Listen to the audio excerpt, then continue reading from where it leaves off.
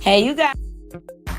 Hey, you guys. Welcome back to Naughty Love Movement. It's your girl, Nikki. And today, I'm bringing opportunities for advertisement on my channel. If anyone is interested, they can email us at naughtylove2020@gmail.com. Our prices are affordable and reasonable. And please reach out to us. We can start our videos with any commercials that you would like us to advertise. I look forward to hearing from you. I'm out. One.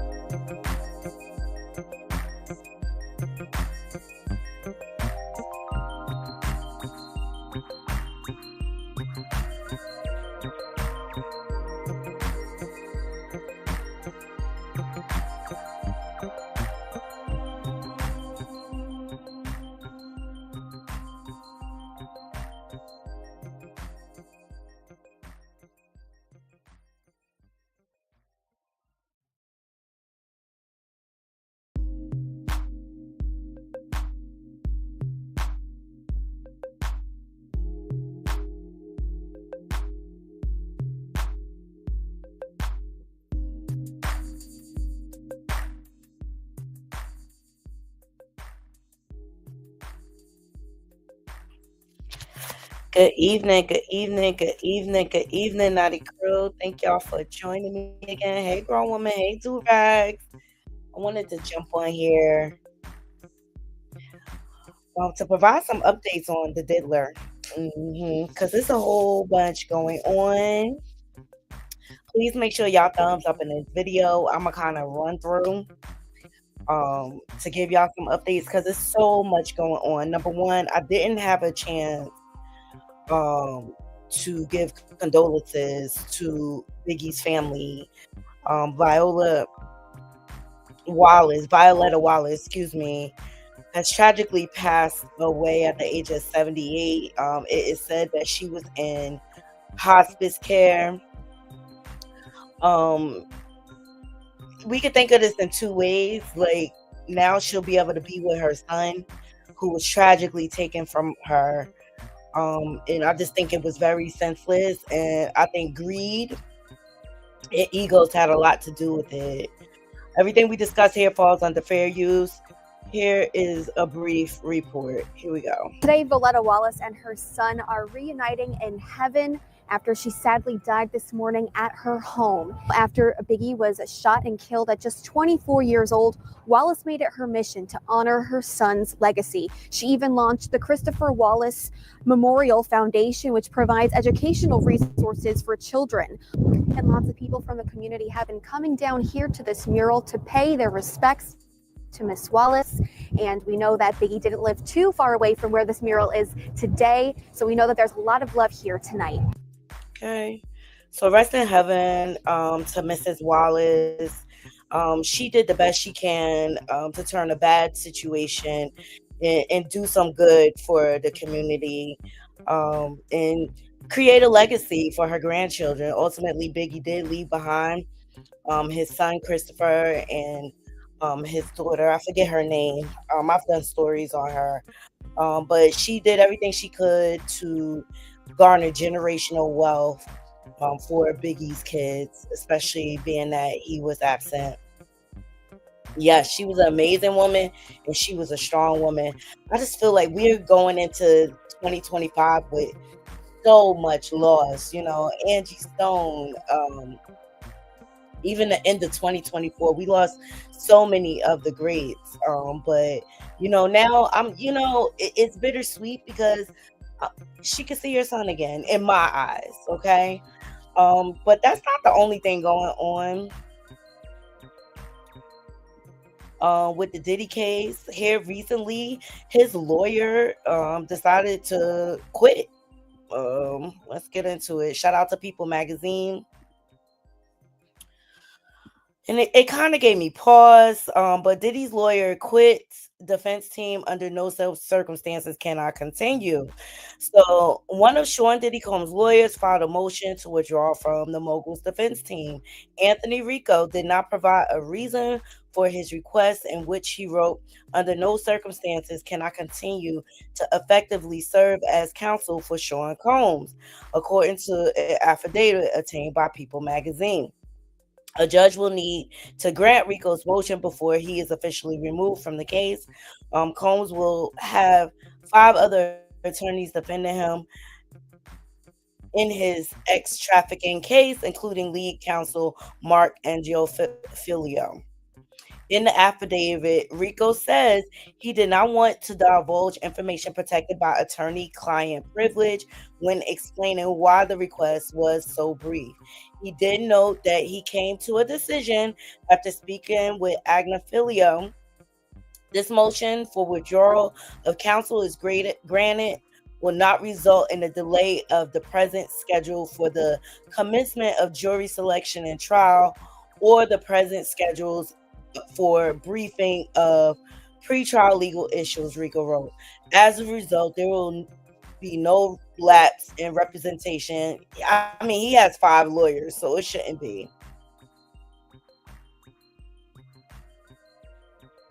All right. So as you all know, Diddy is behind bars. They are charging him with a RICO and ex-trafficking. You know, a lot of people find it hard to believe. They feel like there's not enough evidence right now. But at the end of the day, prostitution is illegal. Forcing people to prostitute or to sleep with people under the influence, that is illegal. And then you have the RICO aspect, which I'm going to touch on. All right. So recently, former Bad Boy founder, you might as well say, and former president of Bad Boy, Kirk Burrows, filed a lawsuit against Diddy's mom, Janice Combs. And I just remember when Mace, let me see if I can pull up the clip, was out here saying, you know, everything was in Biggie's mom's name. We all have seen that clip. That's what Diddy is known for.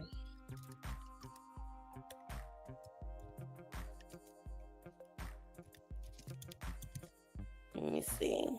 Please thumbs up this video, share it out, and if you're not subscribed, please subscribe.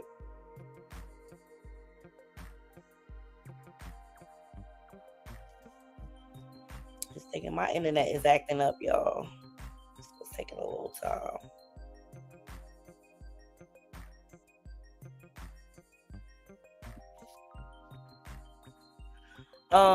But this is all leading up to, I believe, to where they're gonna start connecting Diddy to Tupac and Biggie.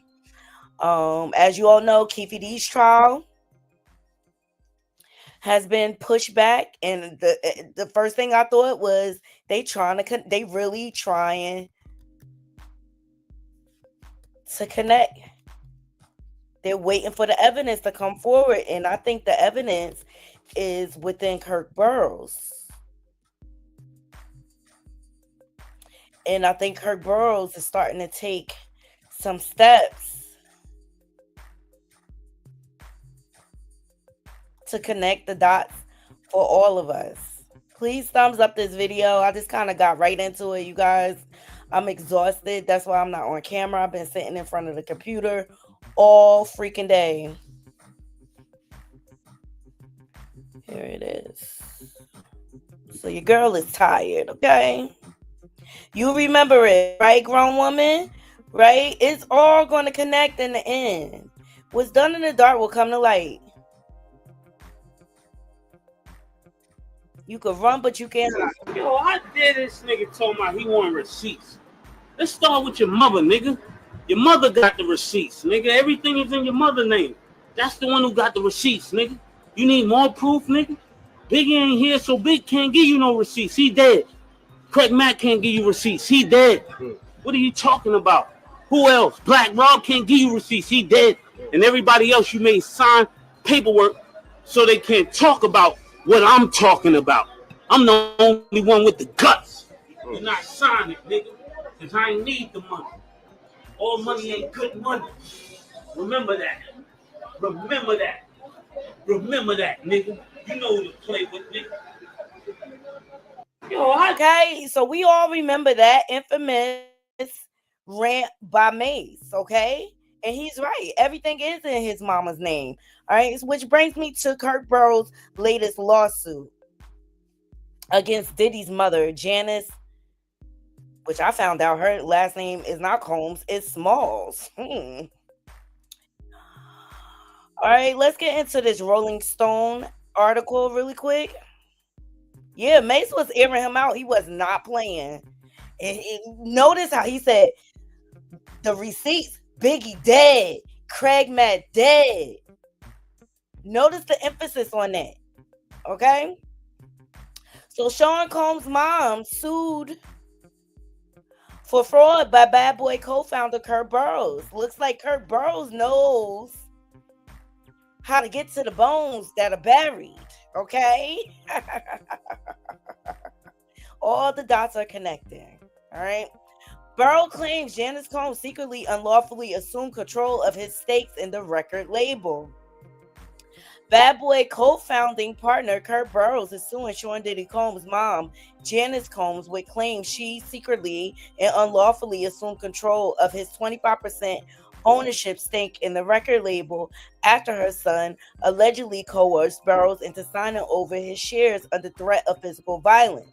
In a new lawsuit filed Wednesday in Manhattan federal court, Burrows claims he only recently learned about Janice's alleged fraudulent concealment of her role in the purported 1996 effort to wrest away his ownership stakes, and that his allegations is not barred by the normal 6-year statute of limitation. He claims an investigation that started last year uncovered irrefutable evidence that in around 1998, Janice secretly received and unlawfully assumed control of his 25% ownership stake in BBE. That's Bad Boy Entertainment. Burrows, who was Bad Boy's president before his dramatic ouster, previously sued Sean Combs and lawyer Kenneth Marsalis for allegedly cheating him out of $25 million. He alleged that in May of 1996, Combs stormed into his office welding a baseball bat and forced him under duress to sign contracts that forfeited his ownership rights. His lawsuit was eventually dismissed. And beyond the statute of limitation. Hold on one second, y'all. Sorry. Hey, I'm on live, so I'm gonna have to call you back. All right.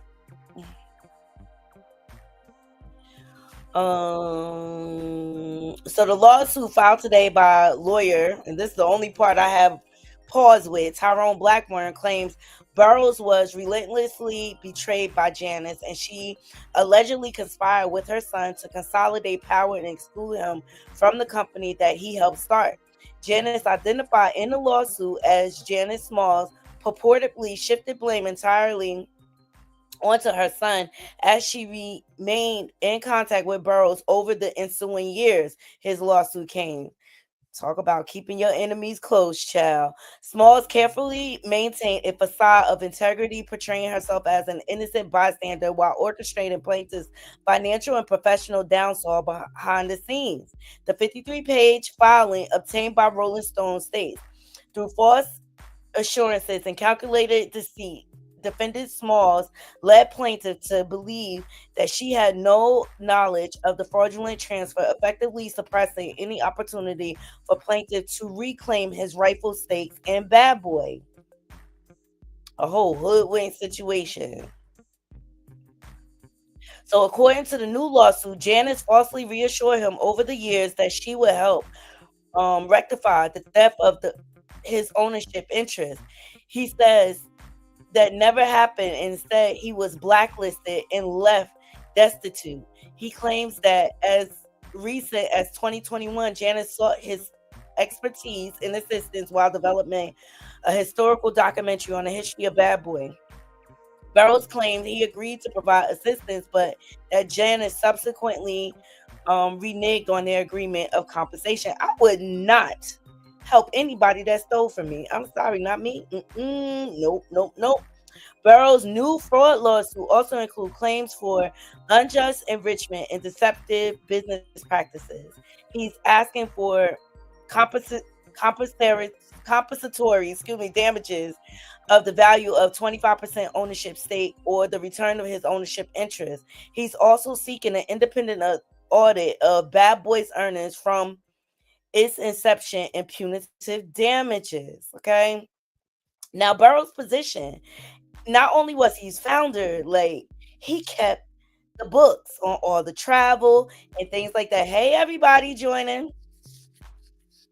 All right. So that's the latest in the lawsuit. All right. So I take you to another content creator who put this all together. But first, I want to shout out Choke No Joke because he sat on Piers Morgan and called it out. Okay. Everything we discuss here falls under fair use commentary. Please thumbs up this video. It is all coming together, Naughty Crew.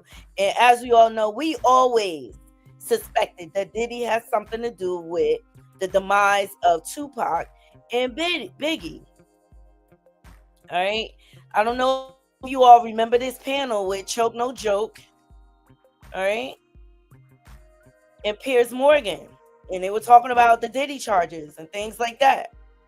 Let's get into it. Fair use, fair use, fair use. It's the fact that you love your children, good, bad, or indifferent. And I'm sure his children are very, very disappointed in their father. But at the end of the day, they don't want to see him dead. Of course not. But that's not what I'm saying they want to happen. I'm saying that this has got so bad and so out of control that I don't think it's inconceivable. If you've been waiting to apply for disability benefits,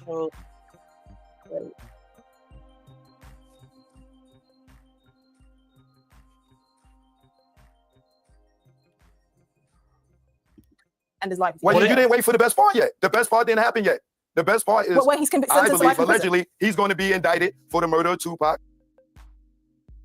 Sorry, guys, my signal. In the Notorious B.I.G. I think that's what's coming down the pipeline.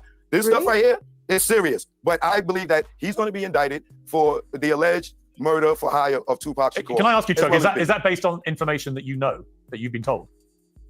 That's information on all the evidence that's out there. Right, but have you? I mean, do you believe that evidence is correct? Do you think there's enough evidence that says that he was involved? I believe from all the evidence that's been out there, all the people that talked on YouTube, that the quad hit. Diddy was there with Jimmy Henchman, right? Jimmy Henchman had a problem with Tupac. This is why Tupac got shot at Quad Studios.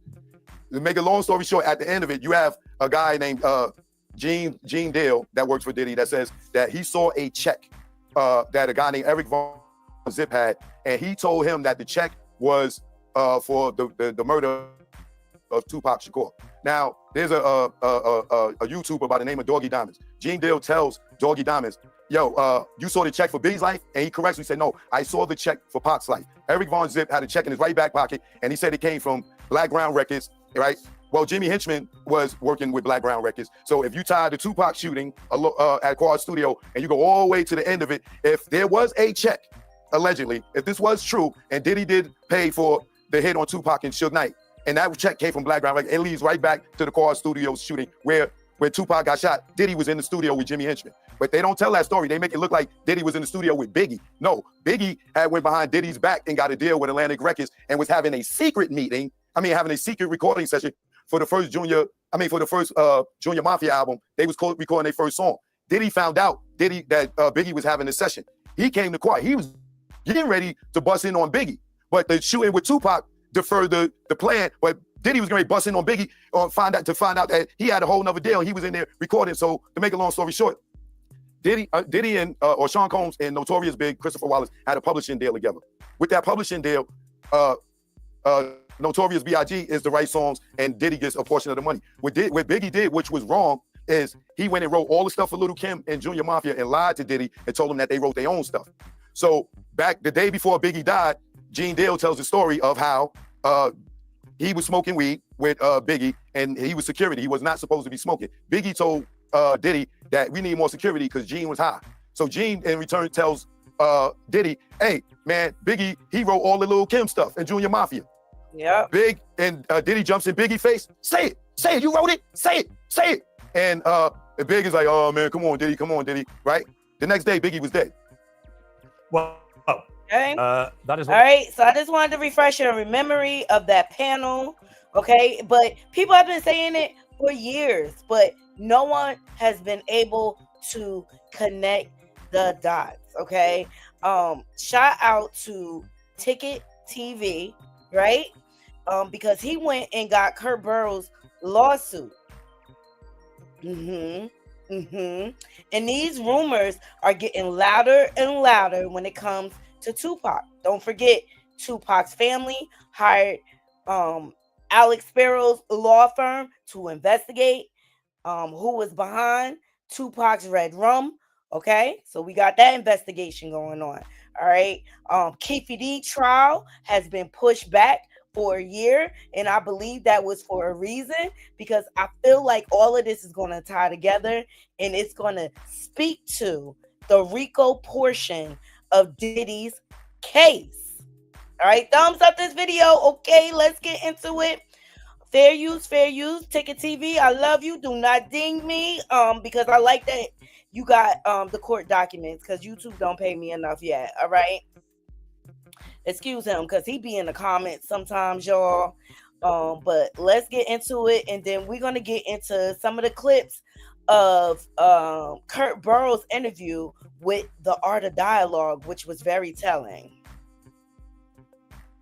You know, he spoke about how he basically ordered certain vehicles for guys to be transported from New York to Vegas for the Tupac Shakur situation. He spoke about other things as well, but he also spoke about how he tried to do things to help Big get out of that situation in California. But the man on the right-hand side of your screen allegedly stopped him. And on occasion, he said he told him to shut the F up, mind his business, or else. Now, Kirk Burrows has come out and basically stated that Puffy was extremely jealous of Tupac Shakur. He stated in paperwork, official file paperwork that And that's true, okay? To the point, his jealousy goes so deep for Tupac, he started effing with all the girls that Tupac was messing with. Even created a baby with one of them, Sarah. What's her name, Sarah? I think that's her name. But that's how deep his jealousy went. Cassie also mentioned in the lawsuit that he heard that Suge Knight was in town. Because remember, Suge and Tupac was supposed to go together. All right. He went crazy. Also, in one of the civil lawsuits, he set up a bang grape because the woman made accusations that she felt like he had something to do with Tupac's Redrum. Okay. All right. So his jealousy, it's been evidence of his jealousy through the years. How he feels towards Tupac. I showed y'all yesterday that Diddy had an uncanny jealousy of Tupac Shakur. And he basically stated that it was Diddy who started the East Coast, West Coast beef. He stated that Diddy did not like Big's friendship with the legendary Tupac Shakur. Did you know that you can have permanent teeth in just 24? That is just a little like how you gonna be so jealous? That's some itch shit. Okay, I'm sorry. Sorry guys, my internet is kind of slow tonight. Right? As I showed you guys yesterday, and it's all right there in the paperwork, he has officially filed these things and these statements legally. He has also spoken about these things, but as you guys see, just for shits and giggles, for guys like Lee Hub and the rest of these buffoons that's running around here on YouTube in denial. I'll read it one more time for him. As you can see the top of your screen, ladies and gentlemen, and I'm pretty sure everybody in here should be able to read to see what is on that screen right there. Sean Combs' role in escalating the East Coast, West Coast rivalry in connection to Tupac shooting. And I'm going to tell you guys this, and I'm going to say this right now. I believe that Kirk Burrows' testimony is going to hurt Keefy D. And it's going to keep Keefy D behind bars, because Keefy D is trying to argue that he had nothing to do with this now, that all the stuff he said on the interviews were lies just to get money.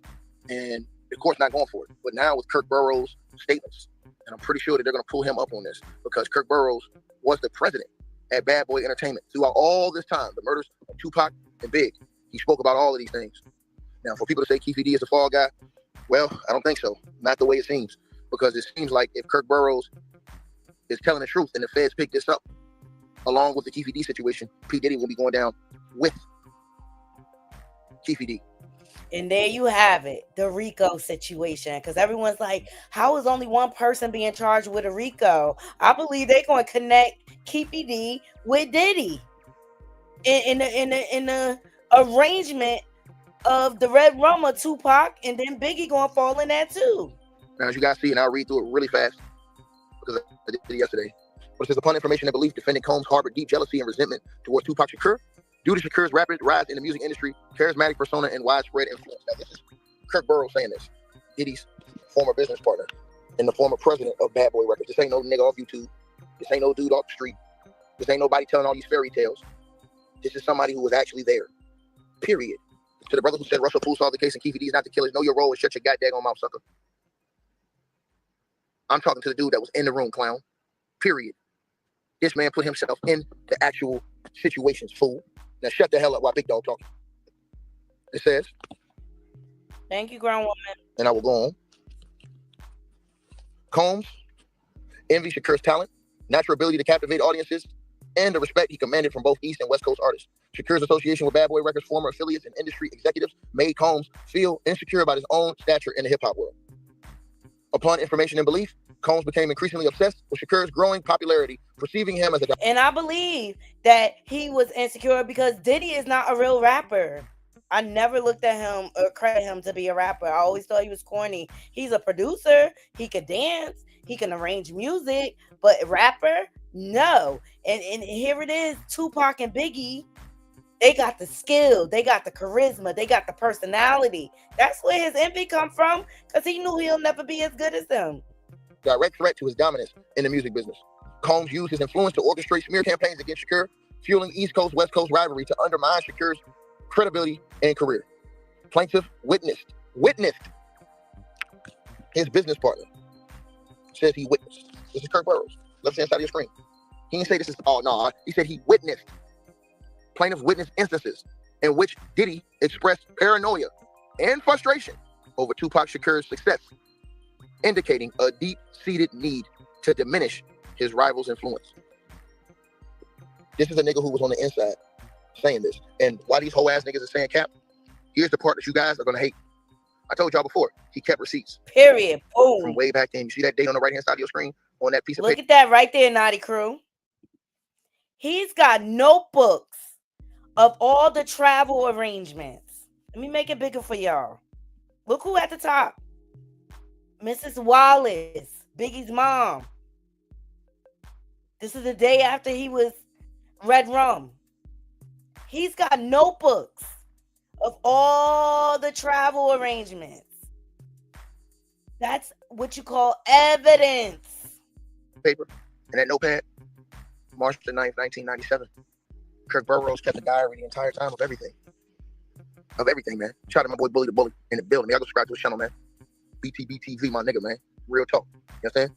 Now, let me tell y'all something, man. You know what I'm saying? Because, see, what happens is you got these divide and conquer tactics that go on. So, you know, when you see a guy that has a lot of jealousy in his heart, man, you know what I'm saying? A lot of envy in his heart. Because you got to ask yourself, man. Everybody should ask themselves this question, bro. What caused the beef between Biggie and Pop? Period. What? I asked my audience, what really caused the beef? They were friends. They were friends. They had no problem. Pac was helping Biggie change his finesse and stuff like that, telling him what kind of sound to go for and things like that. Who would get jealous? The producer behind Biggie? Oh no, you're not going to emulate that man. He getting all the clout right now. I could see. But I asked y'all, what really caused the beef between Tupac and Biggie? That night in the studio was Diddy, Junior Mafia, and Biggie. They were all there. And Jimmy Henchman. Ask yourself that. It's a few questions that people should be asking themselves. What started the beef between Big and Pac? And why? Why, right, was Big riding without security? Gene Deal was not his security. Gene Deal was hired to cover Diddy. Diddy is alive. Gene Deal did his job in covering Diddy. It was impossible for him to cover Diddy and Biggie in two separate cars. Where was Big security at? Why was the best artist on your label, Superstar, riding without security? Make it make sense. In LA, when the block was hot. These are questions y'all will never answer. Again, Diddy's innocent until proven guilty in a court of law. But, I mean, bro, his own business partner is out here telling y'all the whole alleged setup. Let's keep going. Diddy allegedly made statements to insiders suggesting that Shakur's presence in the industry threatened his own legacy, leading him to take increasingly aggressive measures to overshadow and eliminate competition. Upon information and belief, Combs' unchecked jealousy contributed to reckless decisions and actions that escalated tensions within the music industry, fostering a dangerous environment for artists. Now, let's stop right there, right? Oh, no, let's keep going. On September the 7th, 1996, Tupac Amaru Shakur was shot multiple times. I want to buy your house. Woo! Thumbs up this video. Hey, yes, this is his business partner's own words. In a drive-by shooting in Las Vegas, Nevada, he succumbed to his injuries September the 13th, 1996. According to the plaintiff's journals from the time, defendant Combs had a phone conversation with a West Coast record label executive and various street gang factions several days prior to Tupac being shot. Did you see that right there? That's why I told y'all they're going to nail Keefe Diaz, in my opinion. This man kept notes with dates. He kept extensive notes with dates. And let me tell you this, it is impossible to go back and write every single note the way he wrote from that time, the way he wrote it. Fact. This man's notes were so detailed, it didn't make no sense whatsoever. This man had the goddamn flight number, the time that Biggie's mom flew in when that man passed away in Cali. He wrote it all down. He wrote it all down. Now, do you think that Diddy knew this dude was writing all of these things down day by day, by day, by day, by day? That's why when you go back and you look at his statement, it's right here. He has all of the proof that he wrote these diaries. Number 73, read it at the top of your screen. According to the plaintiff's journal from the time, defendant Combs had a phone conversation with a West Coast record label executive and various street gang factions several days prior to Tupac being shot in Vegas. Now, you know what?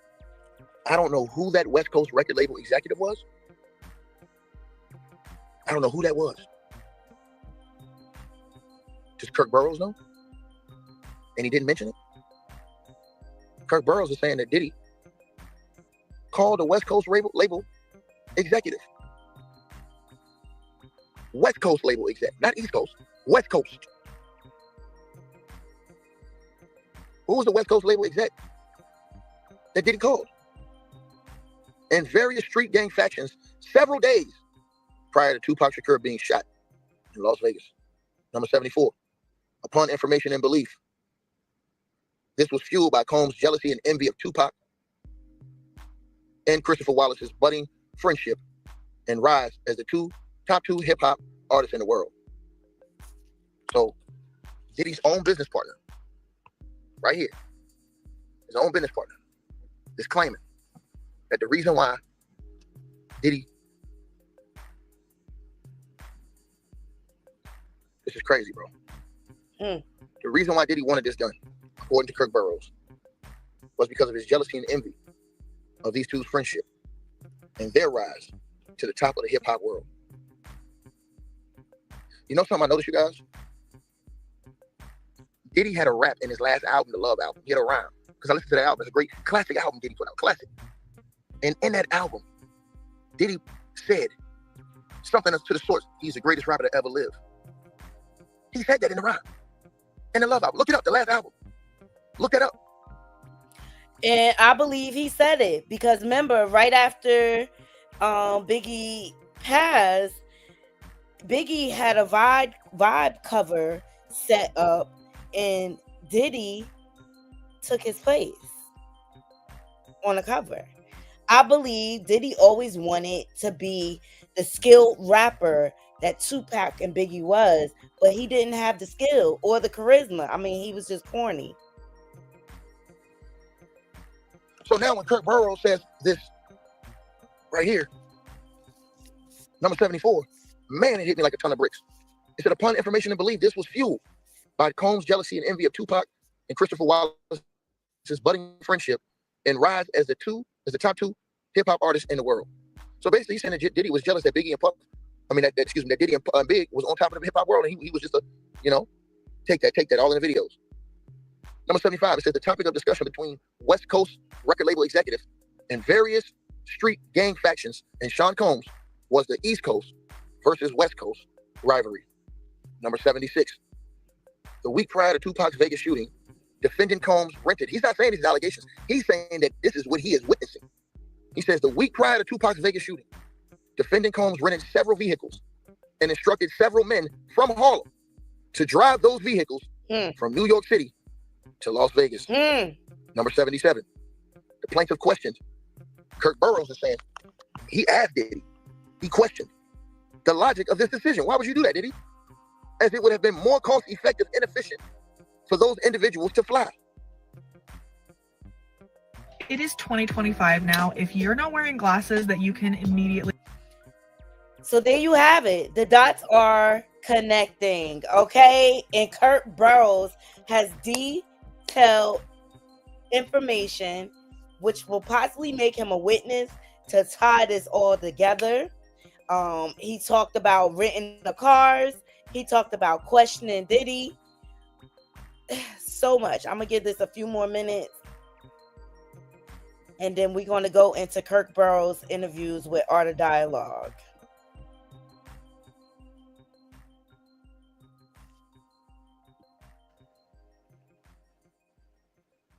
Number 78. Diddy responded by telling Kirk Burrows, shut the fuck up, mind his business, and do as he says. Number 79. Kirk Burrows then says he proceeded to order the rental vehicles and paid each individual per diem of $150 per day. Kirk Burrows says he was also directed to pay the driver's hotel stay. Number 80.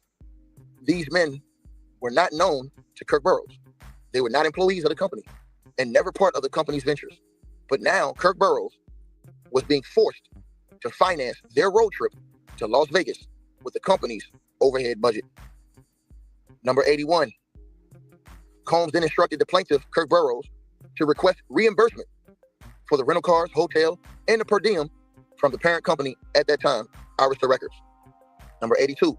Upon information and belief, Arista Records reimbursed Sean Combs between $30,000 and $50,000. Okay, boom. They're right there.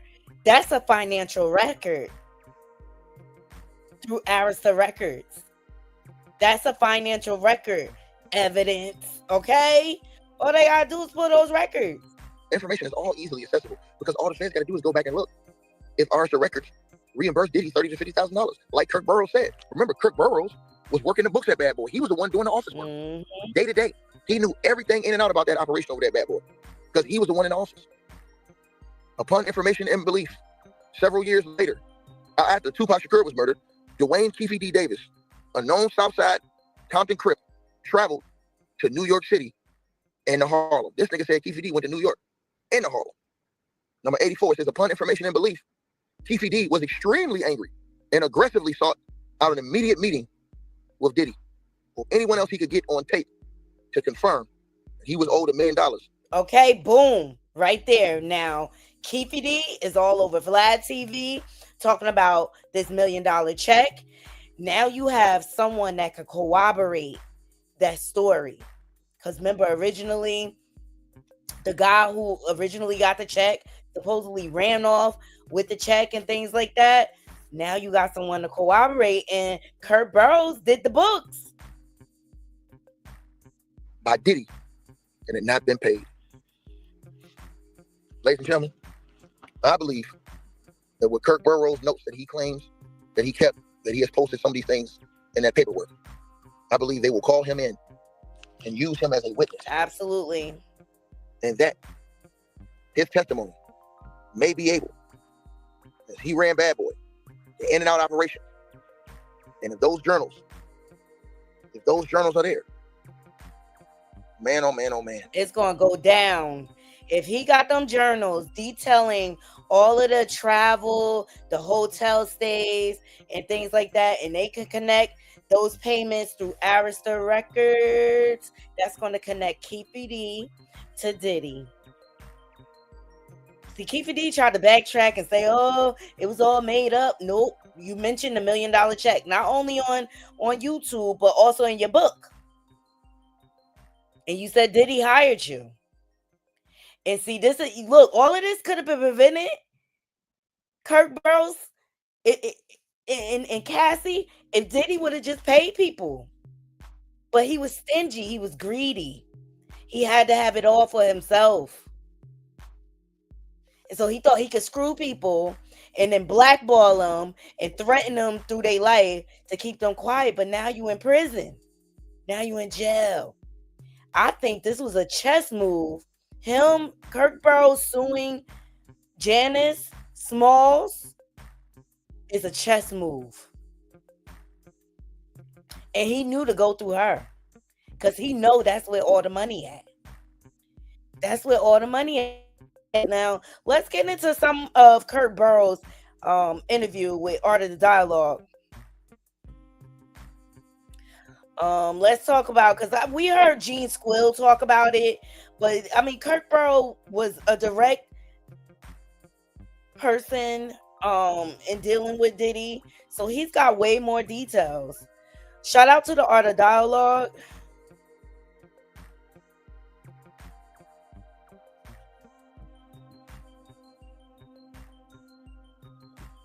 All right, let me let this commercial play. Please thumbs up the video. The dots are connecting. Yes, Janice and Justin are controlling all the funds, but Kirk Burrows knows how to go after it. Because everybody knows he put everything in his children and in his mom's name. See, these people filing all these civil lawsuits, they need to be following Janice and his kids. Who idea was it, man, for Biggie to go to LA so soon, knowing that Tupac got killed 6 months earlier? The award show season was up. We had to go out there to participate in that.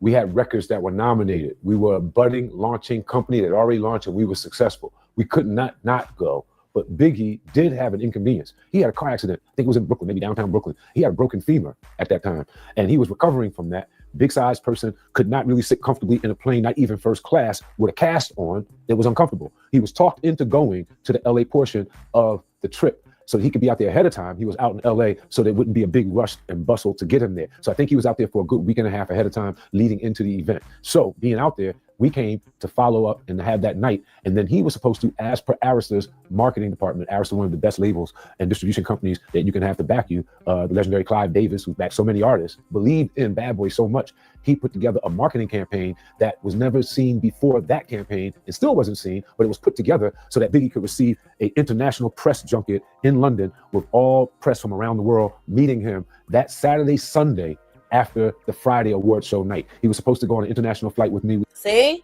there's Arista Records back in Bad Boy again. Thank you, Johnny Solo. I appreciate you. Hey, be more shorty.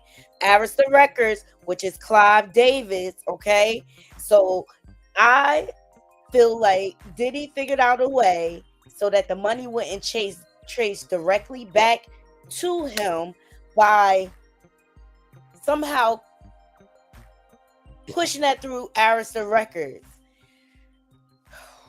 Child, this is getting deep. We have the itinerary still to this day. He was supposed to leave that early morning, go to London, and we would be out there for 2 or 3 days, and then he would go back. Did you hear him? He said, I still have the itinerary still to this day, which tells me he still has all his notebooks. To New York and go home. Diddy called Sean, P. Diddy, whatever his name was during that time, called late Friday night, early Saturday morning, saying he's not going to London. Call Arista, cancel it. You go. You represent it. You go. He's not going. He wants to stay here in LA. Now, I know for a fact that he was prepared to go, would have loved not to go if his label owner had only said, you don't have to go, Big. So we had a schedule to be in London, to leave early Saturday morning, take 2 flights or whatever, get over to Europe. A lot of money was spent and put into journalists from around the world, flying to one location in London, meet, greet Biggie, hosted by us, Bad Boy, big send-off. Nothing like that had been done for any other hip hop artist to that date. Clive Davis was unique, a legendary marketing guy, and we were marketers too. So we knew how big of an event that could be. LA, in the world of flavor, was also impressionable too. In the world of people speaking, talking, the word, what's happening, the award show, that buzz, that's a big allure. We conquered that. We were supposed to be on a plane and out of there.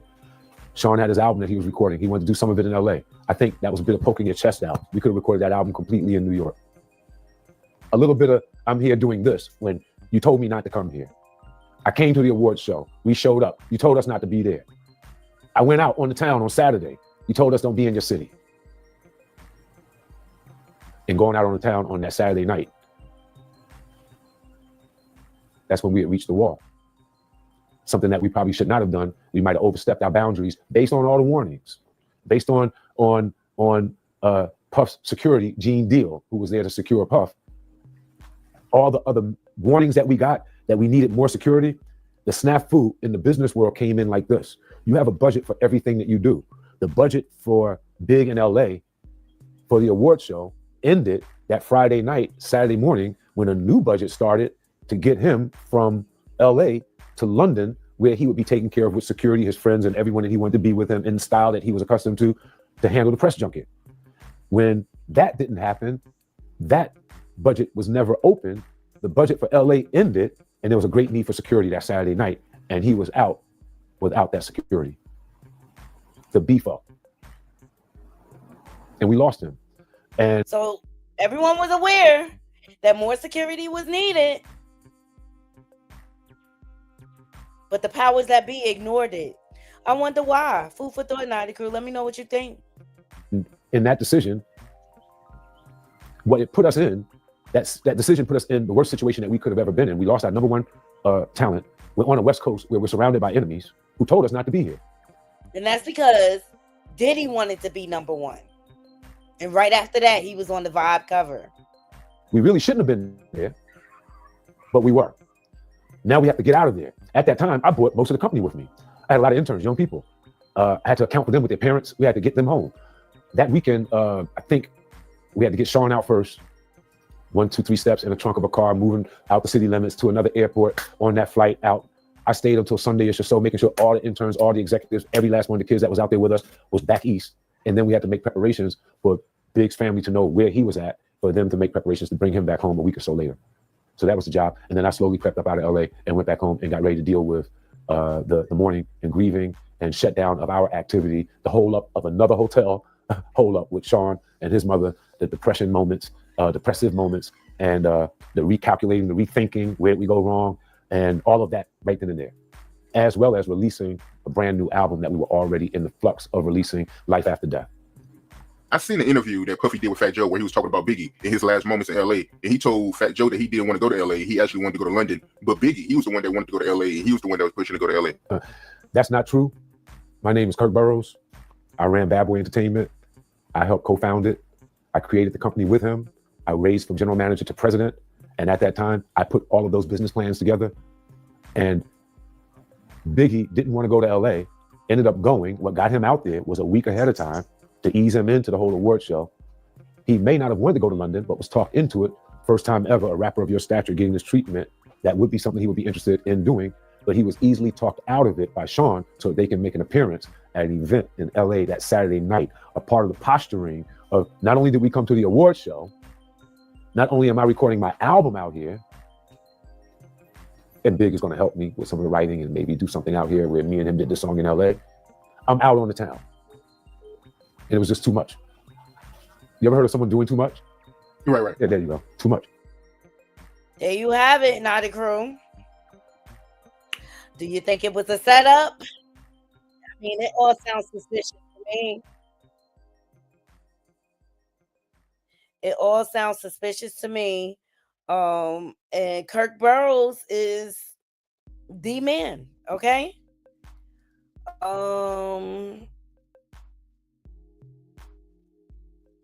To speak to the jealousy that he had that Diddy had for Tupac. This goes to show how much of a pot stirrer Diddy is. Who shot you? What's that about Tupac? All right, let me put this to you like this.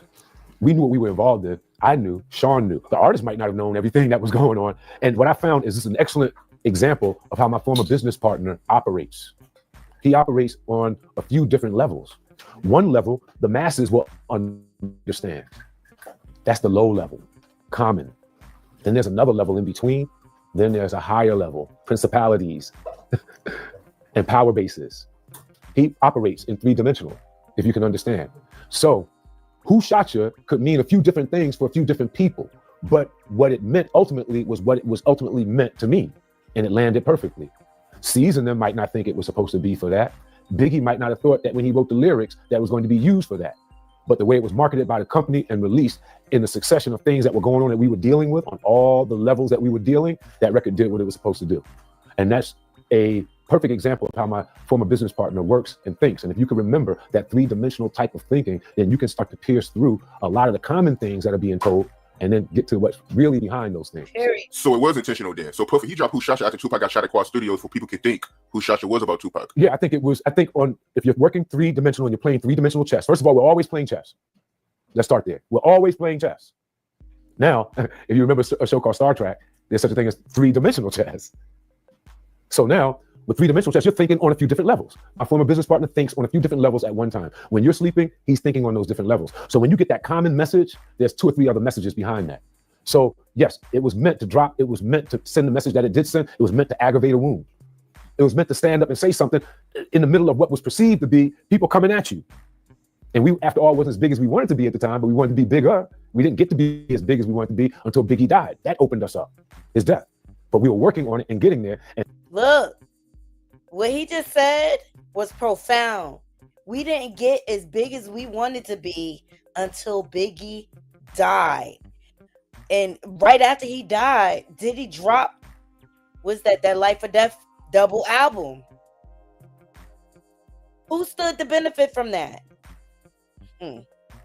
And those were the challenges along the way. You had to stand up because we did poke at them with that and we acted like we didn't, but you know we did. Everybody know we did. Yeah. They definitely did.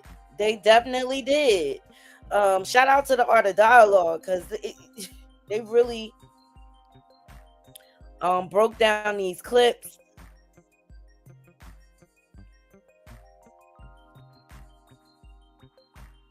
All right, he even spoke of Mary J. Blige and how Diddy robbed her.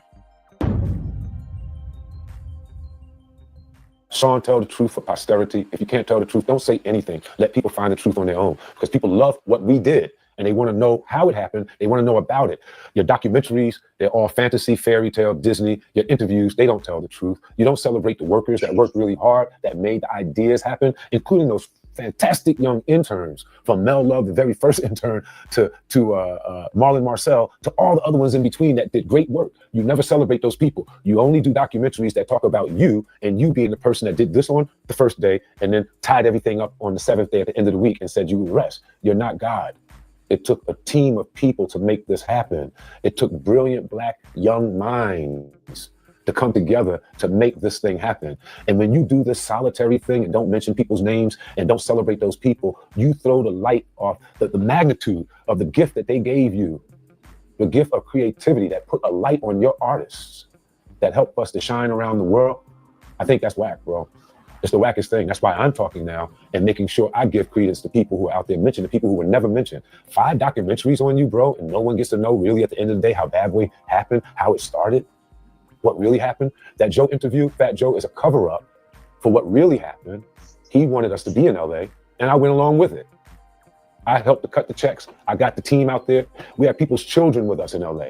The intern team that we had, they had mothers and fathers. I called some of those people and asked if their people can come with us. I was diligent like that. Even though the kids might have been 20, 21, I'm taking them clear across the country. So you're my responsibility. When that happened that night, I had over 30 or so people out there, kids, basically, that I had to get out of LA in short order, short time. I actually was the last person to leave LA. Biggie was the last person to leave. His body didn't come home a week or two later, but I was the last one to leave that had arrived with the whole trip. And I had to make sure everyone else left safely. Sean was the first one out after the killing. Via the trunk of a car, going to another airport, getting on the airport and getting home safe. Traveling in the trunk of a car. Of course, he's going to be the first one out.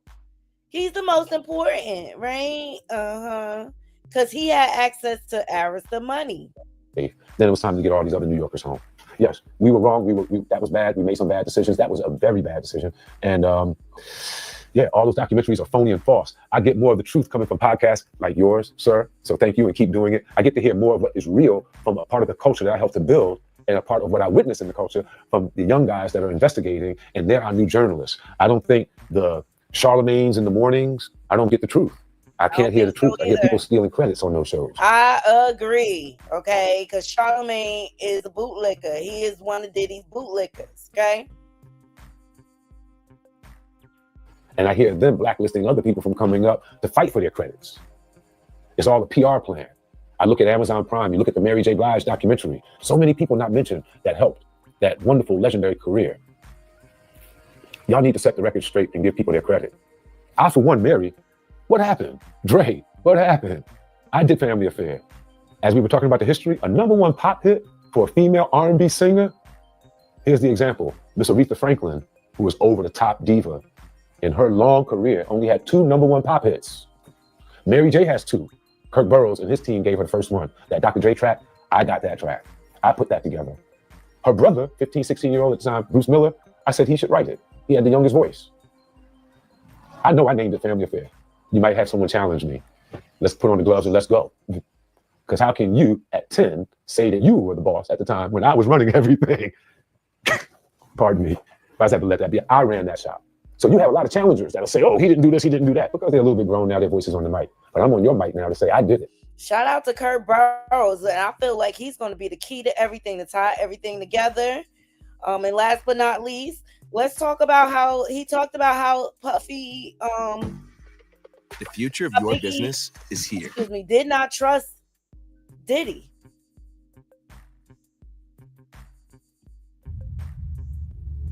Biggie. When Biggie was in LA, was he getting death threats? We were getting threats all along, all around. The threats was continuous. The threats was before we left to go to LA. Threats that was as loose as fans that just fans of Tupac that thought the way that they thought. Threats that were fans of the West Coast in general. People that didn't like us on the East because we thought we were too much of ourselves or for ourselves.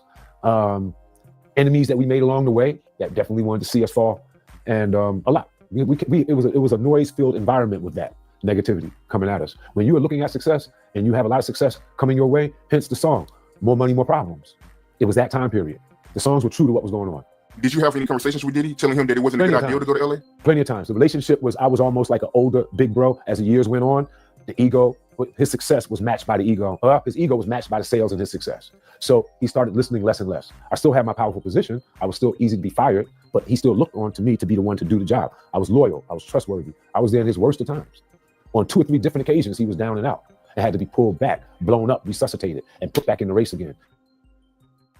And that's Kirk Burrows.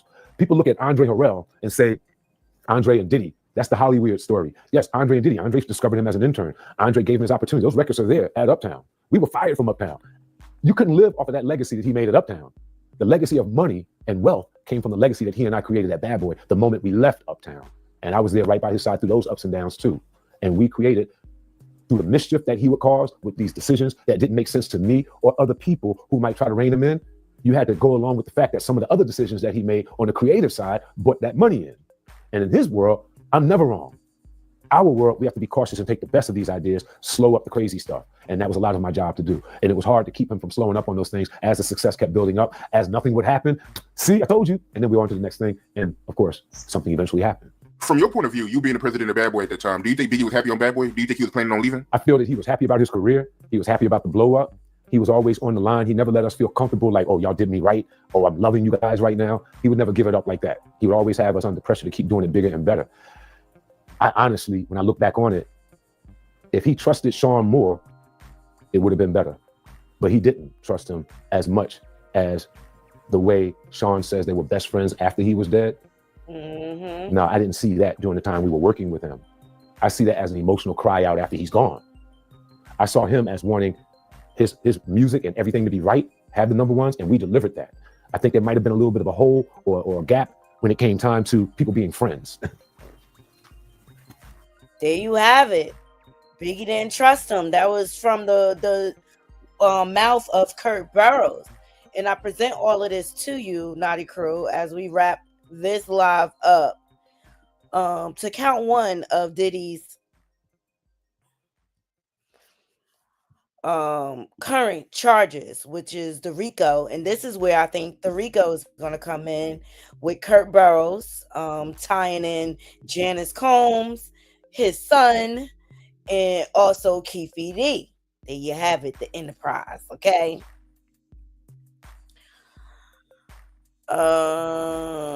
I just want to read this portion. I'm not reading this whole thing.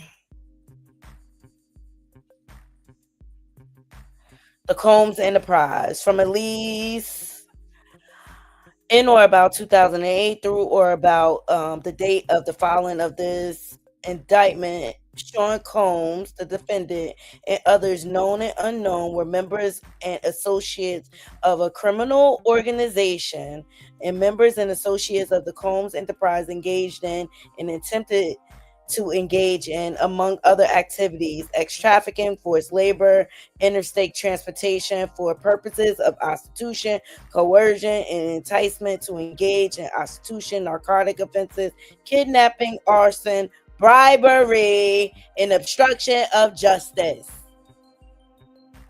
The Combs Enterprise includes its leadership, its members, and its associates constitute an enterprise as defined by Title 18, that is a group of individuals associated, in fact, although not a legal entity. The Combs Enterprise consisted of Sean Combs and then all his aliases, entities within the Combs businesses, including but not limited to Bad Boy Entertainment, Combs Enterprise, Combs Global, individual employed by, associated with Combs businesses, and known and unknown.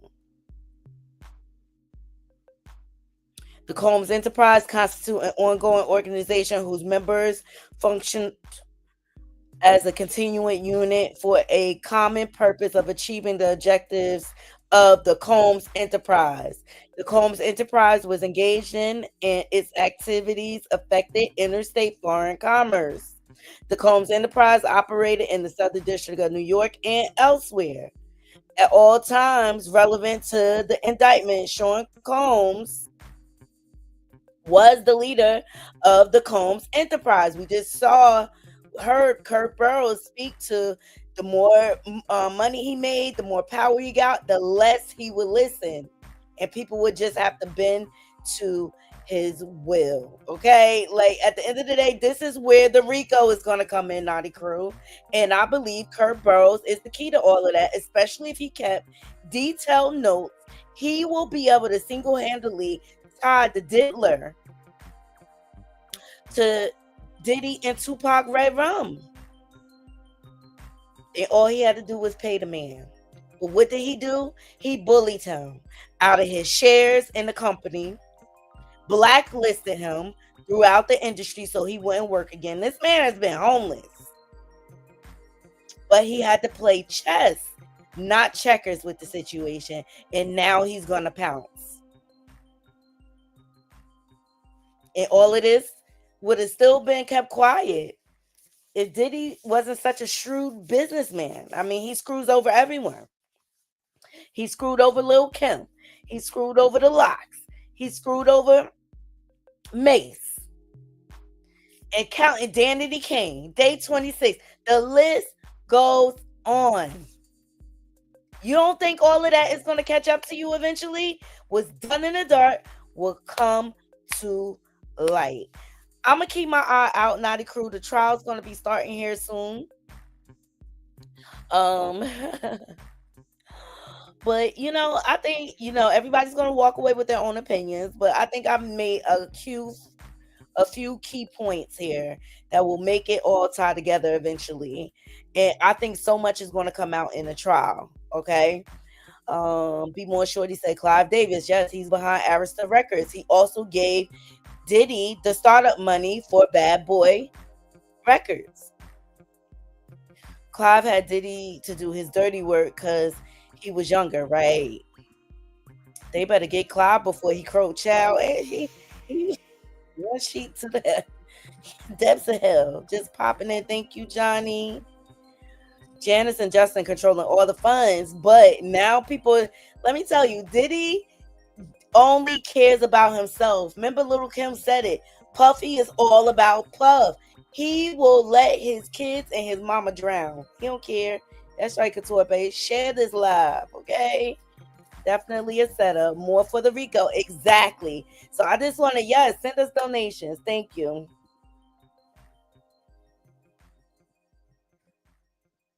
Yes. Thank you, Psalm 23. Hit them likes. Naughty Love is discussing them legal documents. I'm just, look, we all got to use common sense ultimately, right? And for years it's been rumored, but it was no evidence. I believe Kirk Burrows is the key to all of this, and he going to tie it all together and cut himself a deal. And then I know people out here like, oh, he's snitching. He is not a street man. Those rules only allow the people who live according to street laws. Okay, this man was a businessman.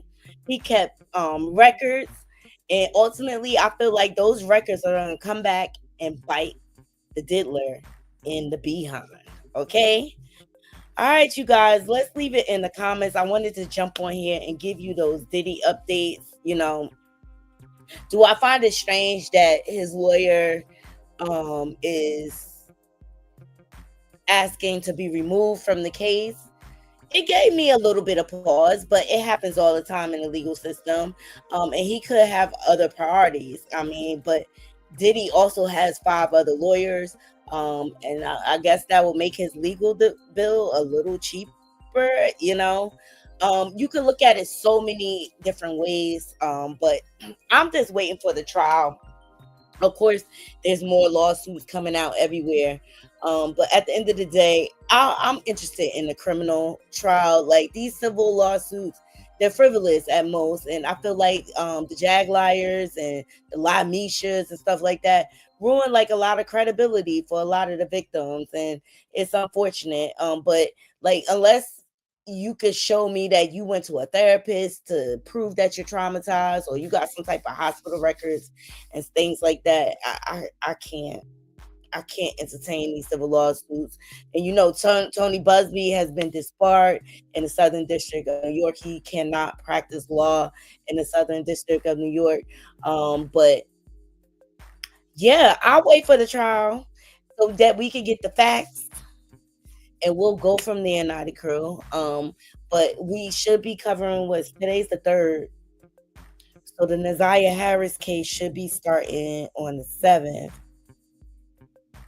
which is next Monday. And I am here for it because I know it's a lot more deets that's going to come out in that case. Because I believe there's a lot of pimping and pandering going over there out there in Detroit, and especially amongst the Harris family. So justice for Naziah, and I hope other people are arrested in this situation, because I feel like a lot of people failed her and were negligent, from the school to CPS to her grandmother who had guardianship of her to her aunts. These were supposed to be women in her life that were supposed to show her how to honor and respect herself. And they did nothing but teach her how to basically bend to the will of a man, actually, and a man that didn't even deserve the time and attention. But her cousins, Naziah Harris' cousins, they are speaking out. Spiritual Detective did a great interview, and they gave a lot more recent information.